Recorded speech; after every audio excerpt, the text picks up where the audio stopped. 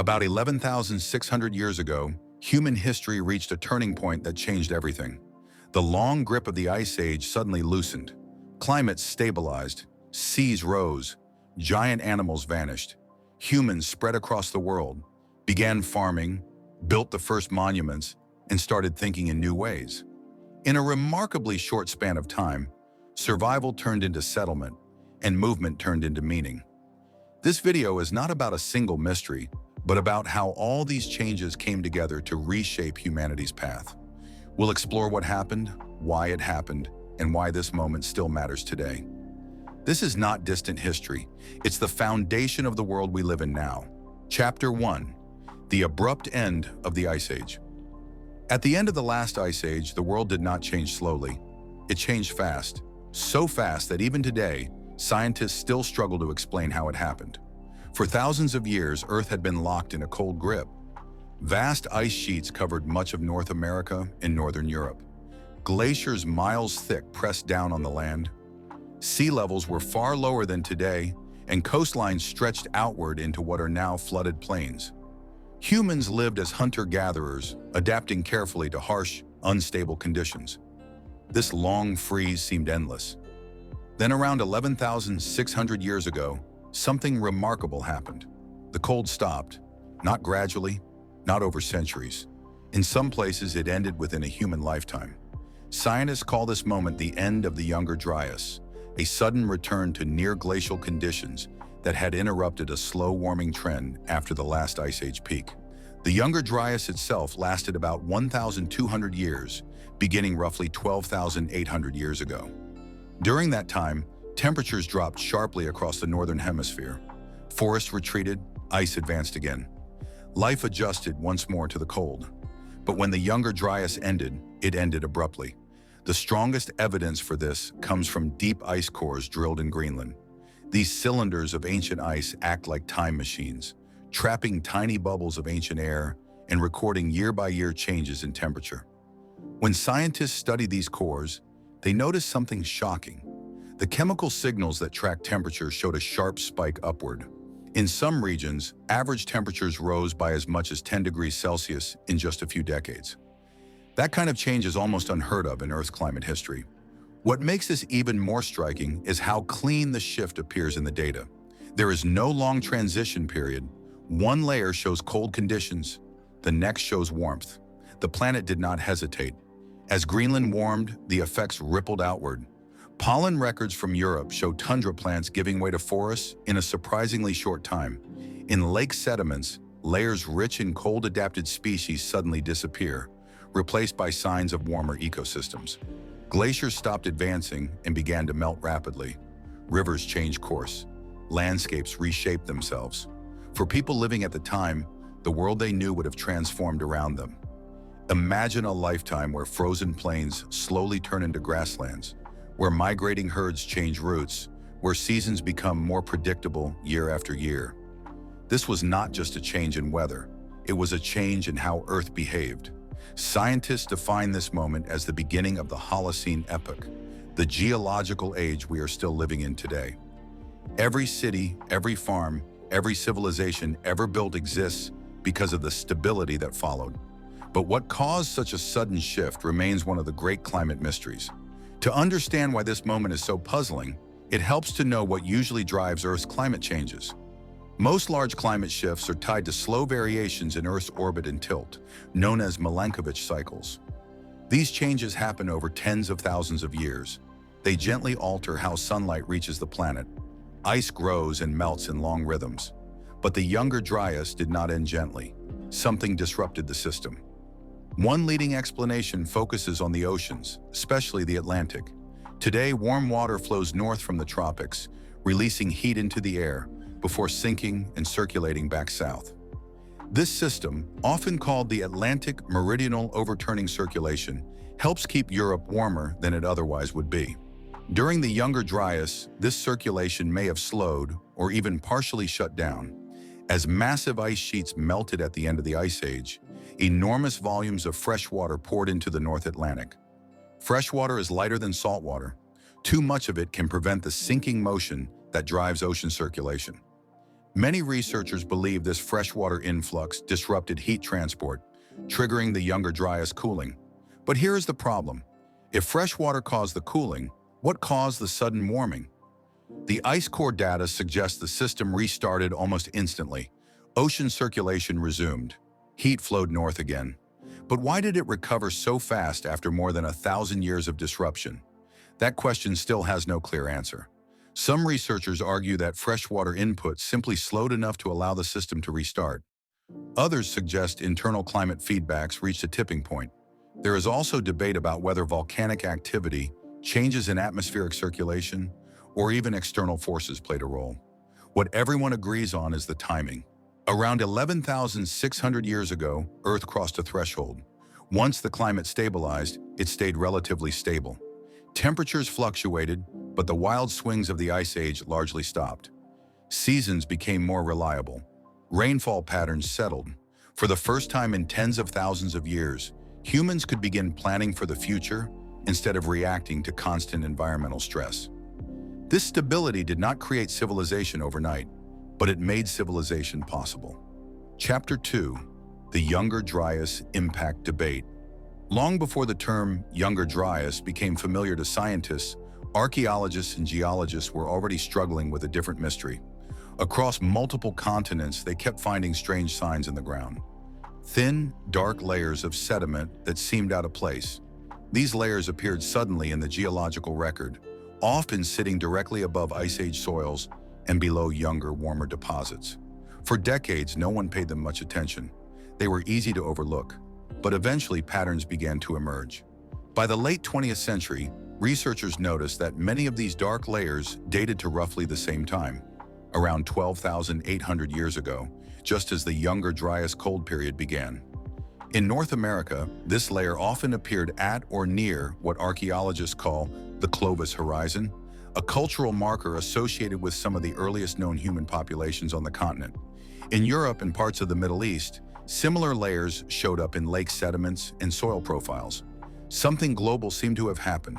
At first, most scientists assumed these layers were the result of normal environmental change. After all, the end of the Ice Age was a time of melting ice, shifting rivers, and unstable ecosystems. But as analytical tools improved, researchers began to look closer. What they found was unexpected. Within these layers were tiny spherical particles called microspherules. These are not just ordinary grains of sand. They often form when material is exposed to extreme heat, melts, and then cools rapidly while airborne. Alongside them were fragments of melt glass, pieces of earth that appeared to have been flash heated to temperatures far beyond those produced by wildfires or volcanic activity. In some locations, researchers also reported nanodiamonds, microscopic diamond structures that typically form under immense pressure. These discoveries led to a bold idea. In 2007, a group of scientists led by Richard Firestone and Alan West proposed what became known as the Younger Dryas impact hypothesis.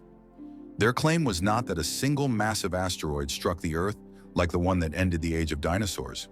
Instead, they suggested that fragments of a comet or asteroid exploded in the atmosphere or impacted ice sheets over North America around 12,800 years ago. According to the hypothesis, this event would have released enormous energy, triggering widespread fires, injecting dust into the atmosphere, disrupting climate systems, and helping push the planet back into near glacial conditions. The timing, they argued, matched the sudden onset of the Younger Dryas. The idea immediately drew attention and controversy. Supporters of the hypothesis pointed to growing evidence from multiple sites. Burn layers rich in charcoal appeared across large regions, suggesting extensive wildfires. Some ice core records showed spikes in platinum and other rare elements that can be associated with extraterrestrial material. In places like Abu Huraira in modern-day Syria, researchers found signs of sudden destruction and high-temperature melting in ancient settlement layers dating to the Younger Dryas onset. If true, the implications were enormous. A cosmic event could explain why climate changed so abruptly. It could also help explain why many large Ice Age animals disappeared soon after, and why human cultures across the world were forced to adapt so quickly. The theory offered a single trigger for multiple, seemingly connected events, But almost as quickly as the hypothesis gained supporters, it gained critics. Many scientists questioned whether the evidence truly pointed to an impact. Microspherules, they argued, can form through other processes, including volcanic eruptions or even normal terrestrial fires under certain conditions. Nanodiamonds were especially controversial. Some labs reported finding them, while others could not replicate the results using the same samples. Replication is a cornerstone of science. If findings cannot be consistently reproduced, confidence erodes. Critics also pointed out that no clear impact crater had been identified from this period. While an airburst over ice might leave little trace, the absence of a definitive crater made many researchers skeptical. Others questioned the dating methods, suggesting that some of the supposed impact markers might not align as closely in time as originally claimed. By the 2010s, the debate had become one of the most heated in climate science and archaeology. Supporters refined their claims, shifting away from a single catastrophic explosion toward a more complex scenario involving multiple airbursts or impacts spread over time. They pointed to new studies detecting platinum anomalies in Greenland ice cores and sediments from South America, arguing that these signals were difficult to explain without extraterrestrial input. Opponents responded with equally detailed rebuttals. They published studies showing similar materials appearing in layers from different time periods, weakening the argument that these markers were unique to the Younger Dryas. Some suggested confirmation bias was at play, with researchers interpreting ambiguous data through the lens of an exciting hypothesis. Despite years of back and forth, the scientific community has not reached a consensus. What makes this debate especially important is not just whether a cosmic impact occurred, but what it reveals about Earth's vulnerability to sudden change. If an external event helped trigger the Younger Dryas, it suggests that Earth's climate system can be pushed into a new state very quickly. If not, then the climate shift must be explained entirely by internal processes, which raises different but equally troubling questions. Either way, humanity lived through the consequences. People at the time did not know why the climate turned colder or why landscapes burned. They only experienced the results: shorter growing seasons, changing animal migrations, and increasing pressure on food sources. The Younger Dryas impact debate is not just about rocks and ice cores. It is about understanding how fragile the balance was at a moment when human survival depended on adaptation. Chapter 3. The Disappearance of Ice Age Giants. At the end of the Ice Age, the world was still full of giants. Across North America, herds of mammoths moved slowly across open plains. Mastodons pushed through forests, breaking branches with ease. Giant ground sloths, some as large as modern elephants, fed on leaves and shrubs. Saber-toothed cats stalked prey with curved fangs, built for killing animals, far larger than anything alive today. These creatures had survived countless climate swings over hundreds of thousands of years. And then, within a surprisingly short window of time, they were gone. The disappearance of Ice Age megafauna is one of the most striking biological events in recent Earth history. Around 11,600 years ago, right as the Younger Dryas ended and the Holocene began, large animals across much of the world began to vanish. Not slowly fading away, but collapsing in numbers until entire species disappeared. The pattern is clearest in North America. Fossil records show that between roughly 13,000 and 11,000 years ago, more than 35 species of large mammals went extinct on the continent. Woolly mammoths, American mastodons, giant beavers, short-faced bears, dire wolves. The list is long, and what they had in common was size. Smaller animals mostly survived. The giants did not. At first, scientists assumed climate was the obvious cause. The end of the Ice Age brought warming temperatures, rising seas, and changing vegetation. Cold grasslands shrank, forests expanded, animals adapted to tundra, and steppe environments lost their habitats. On the surface, this explanation made sense. But there was a problem. These animals had already survived many warming periods before. Mammoths, for example, evolved during earlier ice ages and endured multiple cycles of warming and cooling. They had lived through climate shifts as dramatic as the one at the end of the Younger Dryas. Yet this time was different. This time, extinction followed quickly. That raised a second possibility: humans. By the time megafauna began disappearing, modern humans had spread across much of the globe. In North America, archaeological evidence shows people arriving at least by 15,000 years ago, possibly earlier. They brought advanced stone tools, coordinated hunting strategies, and the ability to target large animals efficiently. Some researchers proposed what became known as the overkill hypothesis. The idea was simple and unsettling. Even small human populations, hunting large animals with slow reproduction rates, could push species toward extinction in just a few centuries. Kill too many adults, and populations would not recover. Support for this idea came from timing. In many regions, megafaunal extinctions closely followed human arrival. Australia lost its giant animals around 45,000 years ago, soon after humans arrived there. The Americas followed a similar pattern thousands of years later. But the overkill hypothesis also faced challenges. Clear evidence of widespread hunting is surprisingly rare. While some mammoth kill sites exist, such as the well-known site at Murray Springs in Arizona, they are not common enough to easily explain continent-wide extinctions. Critics argued that humans alone could not account for the scale and speed of the collapse. As research continued, a third explanation gained traction: a combination of stressors. Climate change at the end of the Younger Dryas altered ecosystems rapidly. Plants shifted, water sources changed, migration routes broke down. At the same time, human hunting added new pressure. Animals already struggling to adapt now faced a predator they had never encountered before, one that hunted cooperatively and used tools. In this view, megafauna were caught in a narrowing corridor of survival. The fossil record supports this layered explanation. Isotope studies of bones show dietary stress in some species before extinction.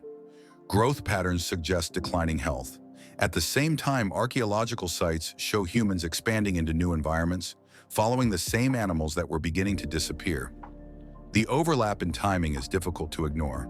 The end of the Younger Dryas did not just warm the planet, it reshaped entire food webs. As large herbivores vanished, landscapes changed. Grasslands turned into forests in some areas. Without heavy grazers, vegetation grew thicker. Fire patterns shifted. Predators that depended on large prey also declined. Humans were forced to adapt as well. Many Ice Age hunters had relied on big game for food, tools, and materials. Bones became tools. Hides became shelter and clothing. When these animals disappeared, human groups had to change how they lived. Diets diversified. Fishing became more important. Smaller game and plant foods played a larger role. This shift may have encouraged new forms of cooperation and planning. Managing seasonal resources required knowledge, storage, and shared effort. These pressures helped shape the social changes that followed in the early Holocene. What makes this extinction event especially haunting is how fast it unfolded. In geological terms, it happened almost instantly. A world full of giants transitioned into a world without them, just as human society stood on the edge of agriculture and permanent settlement. The loss of megafauna was not just an ecological event, it was a turning point in how humans related to the natural world. Chapter 4: Göbekli Tepe and the Rise of Monument Builders. Long before stone pyramids rose along the Nile, and long before kings ruled from palaces, something extraordinary was taking shape on a quiet hill in what is now southeastern Turkey. For thousands of years, this hill went unnoticed. Local farmers knew it as Göbekli Tepe, meaning potbelly hill. It looked natural enough, just another rise in the landscape near the modern city of Şanlıurfa. Scattered stones poked through the soil, but nothing suggested that beneath the surface lay one of the most important archaeological discoveries of the modern age. That changed in the mid-1990s. In 1994, German archaeologist Klaus Schmidt visited the site after reading an old survey that mentioned broken limestone slabs. When he arrived, he immediately realized something was wrong, in a good way. These were not ordinary stones. They were shaped, carefully cut, and far older than anyone expected. Excavations soon revealed massive stone pillars buried in circular arrangements. Some stood more than 16 feet tall and weighed several tons. They were carved into a distinctive T-shape, with smooth surfaces and sharp edges that showed advanced stoneworking skill. This was not random construction. It was planned, deliberate, and precise. The shock came with the dating. Using radiocarbon analysis of organic material found in the layers surrounding the structures, researchers determined that Göbekli Tepe was built around 9,600 BCE.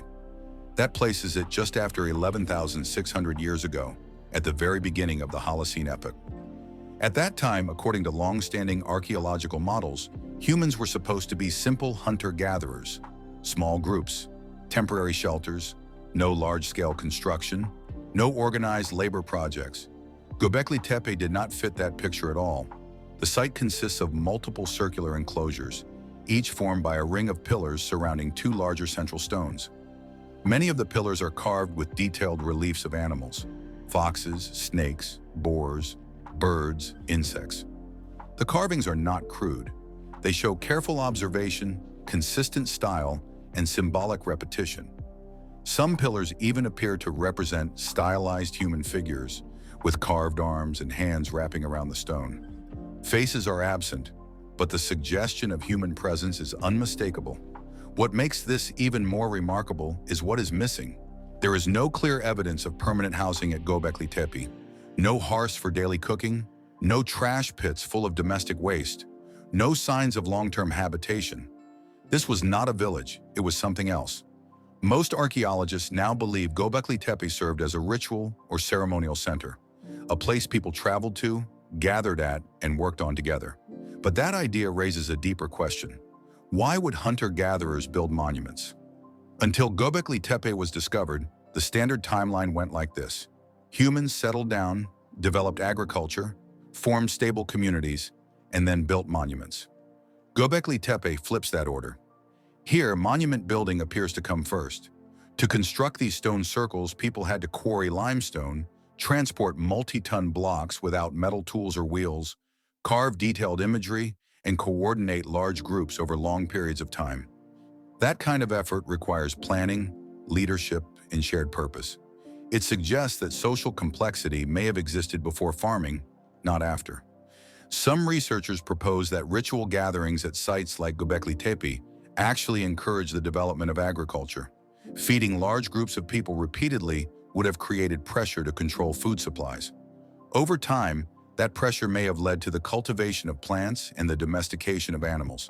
In this view, belief in ritual helps shape civilization, not the other way around.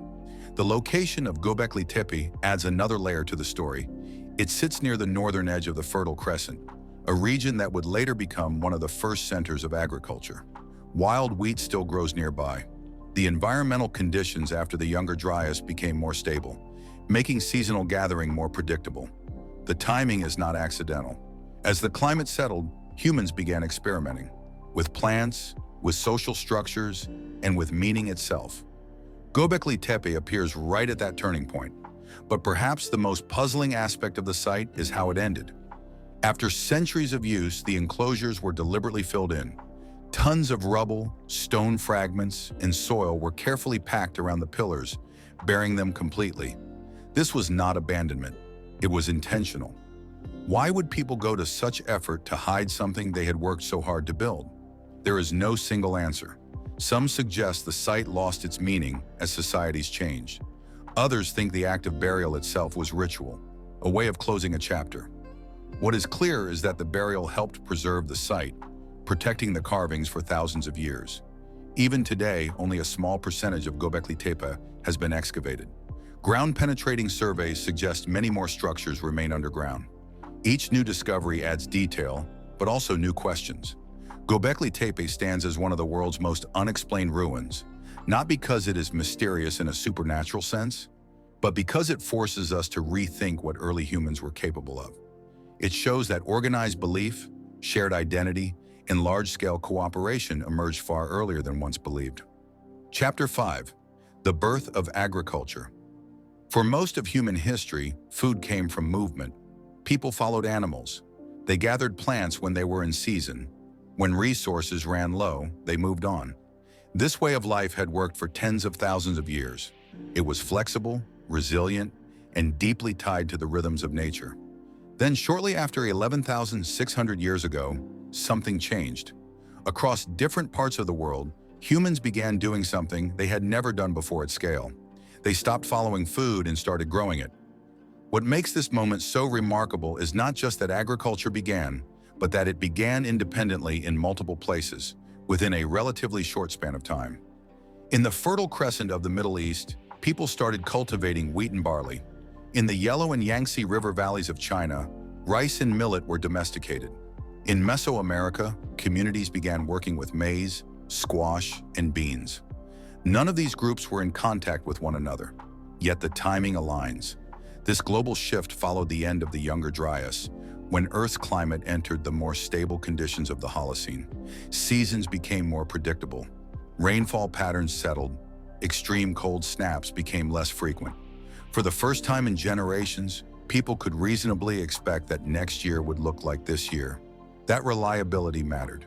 Wild plants had always been gathered, but cultivating them requires patience and trust in the future. Seeds must be planted months before harvest. Fields must be tended instead of abandoned. This only makes sense if the environment is stable enough to reward long-term effort. Archaeological evidence shows this transition clearly. In sites across the Fertile Crescent, researchers have found sickle blades with microscopic wear patterns caused by cutting domesticated grasses. Grain storage pits appear, suggesting surplus. Seeds recovered from these sites show changes in size and shape over generations, signs of selective breeding by humans. These were not accidents. They were choices repeated over time. But the story is not as simple as humans suddenly discovering farming and embracing it. Early agriculture was hard, risky, and often unhealthy. Skeletal remains from early farming communities show higher rates of disease, malnutrition, and physical stress compared to earlier hunter-gatherers. Diets became less varied, lives became more labor-intensive. So why do it? One explanation points to necessity rather than progress.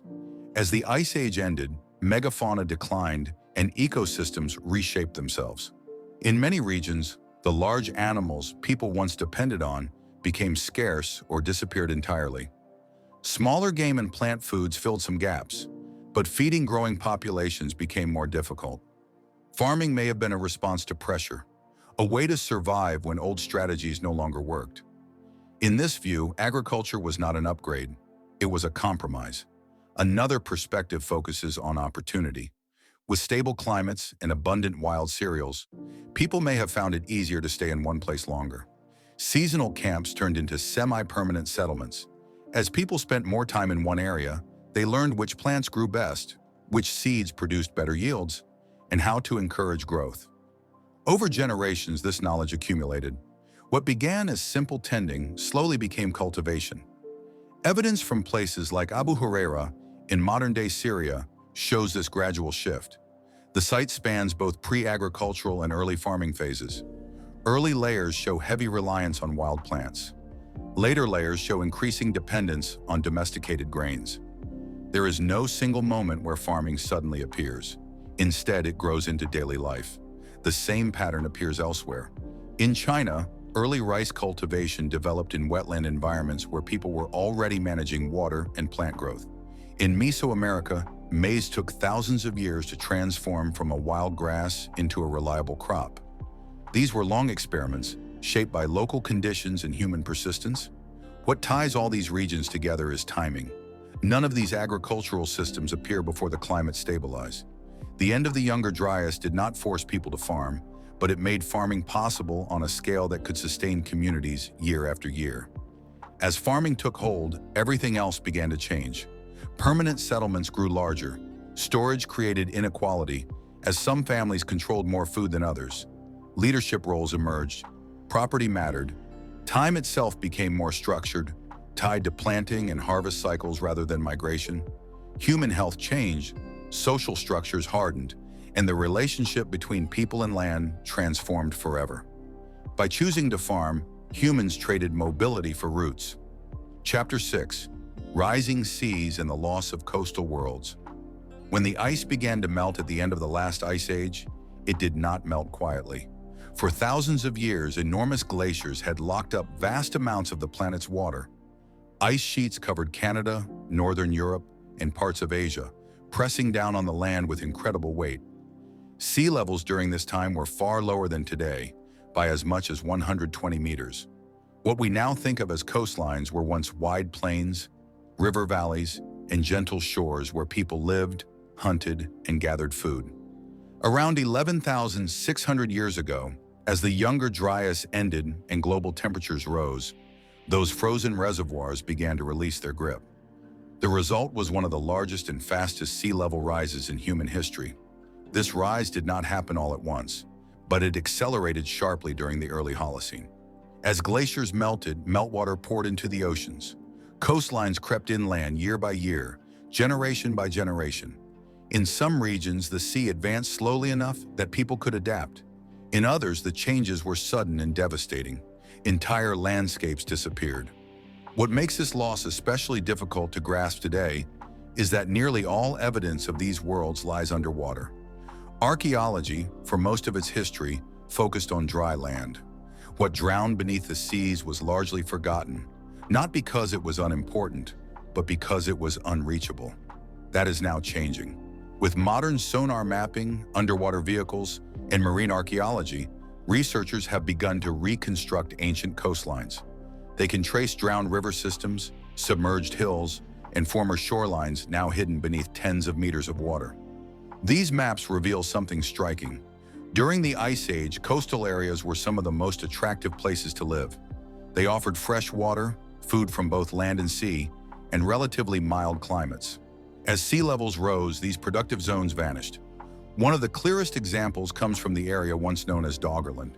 Stretching between what is now Britain and mainland Europe, Doggerland was a vast low-lying landscape crisscrossed by rivers and wetlands. Archaeological finds dredged from the North Sea, stone tools, bones, and even human remains show that people lived there for thousands of years. As the sea rose, Doggerland shrank. Over centuries, habitable land turned into islands, then sandbanks, and finally disappeared beneath the waves. For the people living there, this was not a single flood, but a slow retreat with no option to return. Eventually, Britain became an island, and entire communities were cut off or forced to migrate. Similar stories played out across the globe. In Southeast Asia, rising seas flooded the Sunda Shelf, separating islands and reshaping migration routes. In the Persian Gulf region, evidence suggests a once fertile basin may have been submerged as waters rose, displacing populations into surrounding lands. Along the eastern coast of the Americas, ancient shorelines now lie far offshore. The scale of displacement is hard to overstate. Tens of millions of square kilometers of land were lost worldwide. Any camps, villages, or sacred places built near the coast were erased. This loss creates a powerful illusion in the archaeological record, making early humans appear more inland-focused than they truly were. They were coastal people. We just can't see most of their world anymore. In some cases, sea level rise may have happened in sudden jumps. Geological evidence points to massive meltwater pulses when collapsing ice sheets released huge volumes of water in short periods. These events could raise sea levels several meters in just a few centuries, or less. For coastal communities, that would have felt catastrophic. Rivers would back up, salt water would invade freshwater sources, familiar hunting grounds would vanish, cemeteries, shelters, and meeting places would be swallowed by the sea. People would have been forced to move inland, often into territories already occupied by others. This kind of pressure reshapes societies. Migration brings conflict, but also exchange. Skills, stories, and technologies spread. Some researchers believe that the rapid cultural changes seen at the start of the Holocene were partly driven by these displaced populations adapting to new environments. The memory of loss may have lingered as well. Across many later cultures, stories appear of great floods, drowned lands, and vanished homelands. While these myths were written down thousands of years later, they may preserve echoes of real events, passed down through generations as oral memory. It is important to be careful here. Myths are not history in a direct sense, but when similar flood stories appear across unrelated cultures, it raises a question: what shared experience might lie behind them? Geology provides part of the answer. We know the seas rose, we know people lived near the water, and we know those places are now gone. Marine archaeology continues to fill in the gaps. Submerged stone tools have been found off the coasts of Europe and Japan. Ancient footprints preserved in now flooded sediments have been identified in some regions. Each discovery is a reminder that the human story is incomplete without the underwater chapters. The loss of coastal worlds was not a single moment, but a long process tied directly to the end of the Ice Age. It reshaped where people could live, how they moved, and how they understood the land itself. Chapter 7: The Spread of Humans Across the Globe. As the cold grip of the Ice Age loosened, humans did something they had never done before at this scale. They spread everywhere. For tens of thousands of years, human movement had been cautious and slow. Groups followed familiar paths, staying within environments they knew how to survive. Extreme cold, massive glaciers, and unstable climates placed hard limits on where people could live. But around the end of the Younger Dryas, those limits began to fall away. The warming climate did more than melt ice. It opened doors. Regions that had been frozen or too harsh for long-term survival suddenly became accessible. Northern forests expanded. Grasslands pushed into higher latitudes. Rivers flowed more reliably. For human groups watching these changes unfold, new land was no longer just visible, it was usable. One of the clearest examples comes from northern Europe and Siberia. During the coldest phases of the Ice Age, much of this region was either ice-covered or locked in permafrost. Small groups passed through, but permanent settlement was rare. As temperatures rose after 11,600 years ago, tundra gave way to forests and wetlands. Animals returned in greater numbers. Fish became more abundant. Humans followed. Archaeological sites show a noticeable increase in settlement density across northern Eurasia during the early Holocene. Camps became more frequent. Toolkits diversified. People stayed longer in one place, then moved again as resources shifted with the seasons. This was not random wandering, it was expansion with intent. At the same time, something similar was happening on the other side of the world. The Americas were still relatively new to human occupation. While people had arrived earlier, population numbers were low and movement was constrained by cold conditions and massive ice sheets. As those ice sheets melted, especially the Laurentide ice sheet in North America, new routes opened. One of these was the ice-free corridor between retreating glaciers in what is now Western Canada. Another followed the Pacific coastline, where rising seas reshaped the shore, but also provided rich marine resources. People moved south, east, and inland, spreading rapidly across the continents. The speed of this expansion is striking. Within a few thousand years, humans occupied nearly every major ecosystem in the Americas, from Arctic tundra to tropical rainforests. This kind of spread had never happened before in human history. It suggests not only opportunity, but adaptability. Technology played a key role. Stone tools became more specialized. Hunting weapons evolved to match new prey. Fishing tools appeared more often in the archaeological record. Clothing and shelter designs improved, allowing people to survive in colder or wetter environments than before. Fire management also mattered. Controlled burning helped shape landscapes, encouraged plant growth, and attracted animals. Humans were no longer just living in environments, they were shaping them. Genetic studies support this picture of rapid expansion. Analyses of ancient and modern DNA show clear signs of population growth starting around the early Holocene. Genetic diversity increases, indicating that small isolated groups were becoming larger and more connected. Lineages spread outward, branching and adapting to local conditions. This growth was not uniform. Some regions filled quickly, others remained sparsely populated for longer periods. Geography, resources, and existing populations all influenced how expansion unfolded. But taken together, the evidence points to a shared global trend. Humanity was entering a new phase, one where movement was driven not just by survival, but by possibility. The warming climate reduced the constant pressure of Ice Age living. With more predictable seasons and stable ecosystems, humans could take risks, explore new lands, test new strategies, and establish footholds in unfamiliar territory. This expansion also brought consequences. As people spread, they encountered environments that had never known human hunters. Animals that had no experience with coordinated predation became vulnerable. Ecosystems that evolved without human interference began to change. In some cases, these encounters contributed to the extinctions already underway. Human migration reshaped the planet, even at this early stage. It also reshaped human societies. As groups moved into new lands, they developed distinct cultures, languages, and traditions.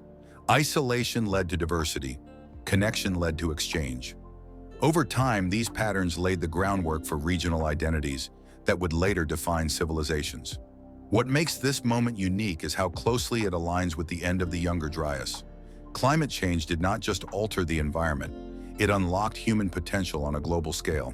By the early Holocene, humans were no longer a species confined by ice and cold. They were a species on the move, adaptable, resilient, and increasingly influential in shaping the world around them. Chapter 8. The Oldest Flood Memories. Long before flood stories were written down on clay tablets or woven into sacred texts, water was already reshaping the human world.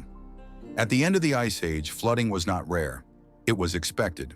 As glaciers melted and sea levels rose, rivers changed course, coastlines vanished, and entire landscapes were transformed. For people living close to water, and most early humans did, these changes were not abstract geological processes. They were lived experiences. Camps were abandoned. Familiar paths disappeared. Land that had always been dry suddenly wasn't. What makes this moment especially important is timing. Many of the world's oldest flood traditions seem to echo events that occurred around 11,600 years ago, when the Younger Dryas ended and the Holocene began. These stories do not come from a single culture or region. They appear across Mesopotamia, the Eastern Mediterranean, South Asia, and beyond. While the stories differ in detail, they share a common theme: a sudden, overwhelming rise of water that changed the world. The earliest written flood account we know of comes from ancient Mesopotamia. Long before the biblical story of Noah was recorded, Sumerian scribes wrote about a great flood that destroyed humanity, sparing only a single survivor warned in advance. Versions of this story appear in the Epic of Gilgamesh and earlier texts like the Eridu Genesis. These accounts were written thousands of years after the events they describe, but scholars have long wondered whether they preserve memories of much older disasters. The key question is not whether these stories are literally true. It is whether they are rooted in real environmental events. Geology offers important clues. In many regions, sediment layers show clear evidence of massive flooding at the end of the Ice Age. These are not ordinary river floods. They are catastrophic events that would have overwhelmed any nearby human communities. One of the most studied examples involves glacial lakes formed at the edges of melting ice sheets. As glaciers retreated, meltwater often became trapped behind ice dams or natural barriers. These lakes could grow enormous, holding more water than some modern seas. When the dams failed, the result was sudden, violent flooding. In North America, the collapse of glacial Lake Missoula released torrents of water that carved the channeled scablands of the Pacific Northwest. Entire landscapes were scoured clean.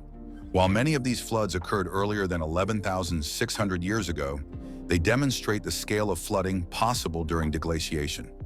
Similar processes occurred elsewhere. In Eurasia, glacial lakes formed and drained as ice sheets melted. Rivers swelled beyond their banks. Floodplains expanded rapidly. In some regions, water levels rose faster than people could adapt. For communities living along rivers like the Tigris, Euphrates, Nile, and Indus, flooding was both a source of life and a threat. Seasonal floods enriched soils, but extreme floods destroyed homes and food stores. Over generations, stories of the worst floods would have stood out, passed down because they explain loss, survival, and renewal. Archaeology supports this connection between memory and disaster. Floodplain sites often show layers of sediment abruptly covering earlier occupation layers. Tools, hearths, and structures are sealed beneath flood deposits, suggesting sudden abandonment. In some cases, settlements were rebuilt afterward, indicating resilience, but also remembrance. These layers act like bookmarks in time. What makes flood memories especially durable is their emotional weight. Floods destroy everything at once. They erase landmarks. They separate families. They force people to start over. Events like that leave deep impressions, especially in oral cultures where memory is shared through story rather than writing. Over time, details change. Places shift. Causes become moral or symbolic. But the core experience remains. It is also important to recognize that flooding was not limited to rivers. As sea levels rose after 11,600 years ago, coastal flooding displaced enormous populations. Entire coastal plains were drowned, as explored in the previous chapter. For people watching the sea advance year after year, the boundary between land and water would have felt unstable and threatening. These slow floods may have blended with sudden events in cultural memory: a storm surge, a river outburst, a collapsing ice dam. Over centuries, separate floods could merge into a single remembered catastrophe, the flood that changed everything. This helps explain why flood stories appear in regions that never experienced a single global flood. They do not need one shared event, they need shared experiences. The mistake is assuming that ancient flood stories are either pure myth or literal history. The truth likely sits between. Oral traditions are not newspapers, but they are not fiction either. They are memories shaped by meaning. By focusing on geology and archaeology rather than symbolism, researchers can begin to trace where memory meets evidence. Sediment layers, drowned landscapes, and abandoned settlements provide a physical backdrop for stories that survived long after the waters receded. Chapter 9: A Sudden Change in Human Thinking. At some point around 11,600 years ago, something subtle but profound began to shift inside the human mind. There was no single moment when people suddenly thought differently. No sharp line in the soil like a flood layer or a volcanic ash bed. Instead, the change appears in traces, objects left behind, places arranged with care, and behaviors that suggest humans were beginning to see themselves and their world in new ways. Before this time, human life was shaped by urgency. Survival came first: food, shelter, warmth, movement. Symbolic expression existed, but it was often limited, mobile, and closely tied to daily life. Art appeared in caves. Burials happened, but rarely with elaborate preparation. Most social organizations stayed small and flexible. Then at the start of the Holocene, the pattern began to change. One of the clearest signs comes from art. Cave paintings had existed for tens of thousands of years, but around this period, their themes and placement began to shift. In some regions, art moved closer to living spaces. Symbols became more abstract. Repeated shapes and patterns appear across wide areas, suggesting shared meaning rather than individual expression. These symbols are difficult to interpret, but their consistency matters. They point to ideas being shared across groups, ideas that lasted longer than a single season or generation. Burial practices changed as well. Earlier human burials were often simple. Bodies were placed in the ground with little ceremony. But in the early Holocene, graves began to show more intention. Bodies were arranged carefully. Grave goods appeared more often. In some cases, people were buried beneath houses or within settlements, tying the living and the dead together in a permanent way. This suggests a growing sense of place. People were no longer just passing through landscapes. They were staying, remembering, honoring ancestors, thinking about identity across time, not just space. Archaeologists also see changes in architecture that go beyond basic shelter. Circular or rectangular structures appear that seem designed for gathering rather than living. Some were built with repeated use in mind. Others show signs of repair and maintenance, suggesting long-term importance. Göbekli Tepe is the most famous example, but it is not alone. Across the Near East and other regions, early structures appear that do not fit simple survival needs. They required planning, cooperation, and shared purpose. They reflect a willingness to invest energy in something symbolic, something that mattered beyond food or safety. Trade provides another important clue. Materials began traveling farther than before. Obsidian from specific volcanic sources appears hundreds of kilometers away from where it formed. Shells from distant coasts show up inland. These objects were not essential for survival. Their value was social. Long-distance exchange networks imply trust, communication, and shared cultural frameworks. You do not trade with strangers unless there is some common understanding of meaning and obligation. What changed to allow this? One strong explanation points back to the environment. As the climate stabilized after the Younger Dryas, humans were no longer trapped in constant reaction mode. When seasons became predictable, people could plan. When food sources became more reliable, mental space opened up. Stability creates time. Time allows reflection, memory, storytelling, ritual. This does not mean life became easy. Early Holocene communities still faced disease, hunger, and uncertainty. But the rhythm of life slowed just enough for new forms of thought to take hold. Shared beliefs help groups stay together. Ritual reinforces cooperation. Symbols create identity. In a world where populations were growing and settlements becoming more permanent, these tools became essential. What makes this change appear sudden in the archaeological record is not that humans evolved new brains overnight. It is that behaviors crossed a threshold. Once enough people adopted similar practices, they left visible traces, structures, graves, objects, that survived long enough for us to find them. Earlier expressions may have existed, but left fewer marks. The early Holocene marks the moment when human thinking began to externalize itself at scale. Ideas were no longer just spoken. They were built into stone, placed in the ground, and carried across landscapes. This was the foundation of culture as we recognize it today. Chapter 10. Why 11,600 years ago still matters today. When scientists look back at the long sweep of human history, there are a few moments that stand out as true turning points. The invention of writing, the rise of cities, the Industrial Revolution. But long before any of those, there is another moment, quieter, deeper, and far more foundational. Around 11,600 years ago, the world changed in ways that still shape our lives today. This was not the moment humans became smarter, or stronger, or more inventive overnight. It was the moment when many forces aligned at once: climate, landscape, biology, and culture, and opened a path that had never existed before. Everything explored in the previous chapters traces back to this narrow window in time. The end of the Younger Dryas marked more than the end of cold conditions.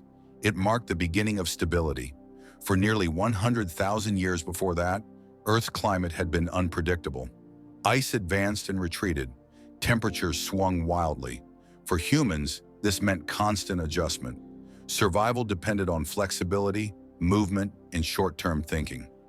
Long-term planning was risky when the environment itself could change within a generation. After 11,600 years ago, that uncertainty eased. The Holocene did not bring perfect conditions, but it brought something new: consistency. Seasons began to follow reliable patterns. Rainfall became more predictable in many regions. Plants and animals responded by settling into stable ecosystems. For the first time, humans could make plans that extended beyond the immediate future with reasonable confidence. That single change echoes through every chapter of this story. It made large gatherings possible, like those seen at Göbekli Tepe. It allowed early farming experiments to succeed. It supported population growth and long-distance migration. It gave space for rituals, symbols, and shared identities to take root. In other words, it made civilization possible, not inevitable, but possible. What is striking is how fast the transformation unfolded. From a geological perspective, 11,600 years ago is recent. From a human perspective, it is close enough that the effects still surround us. Every city, every field of crops, every road and border exists because humans began settling, organizing, and reshaping the world during this period. Yet despite its importance, this moment is still not fully understood. Scientists agree on some things. The climate warmed rapidly, ice sheets melted, sea levels rose, ecosystems reorganized. Human populations expanded and diversified. These points are supported by ice cores, fossils, genetics, and archaeology. What remains uncertain is how tightly these changes are linked, and whether a single trigger or a combination of triggers push the system over the edge. The debate over cosmic impacts reflects this uncertainty. So does the question of why megafauna vanished so quickly, or why symbolic behavior appeared more visibly at this exact time. Researchers continue to test new methods, revisit old sites, and search underwater landscapes for missing pieces of the story. What makes this research especially relevant today is that we are once again living through a period of rapid environmental change. Modern climate change is unfolding much faster than most natural shifts of the past. While the causes are different, the challenge is familiar. How does humanity adapt when the environment changes faster than social systems are built to handle?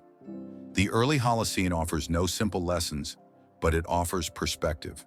Humans have faced rapid change before. They have migrated, adapted, and reorganized their societies under pressure. They have lost worlds, coastal plains, hunting grounds, entire ways of life, and built new ones in their place. Resilience is part of our story, but so is cost. Extinction, displacement, and hardship accompanied progress. Understanding 11,600 years ago helps ground modern debates in deep time. It reminds us that stability is not guaranteed, that adaptation requires cooperation, and that cultural change often follows environmental change, not the other way around. It also reminds us that human choices matter.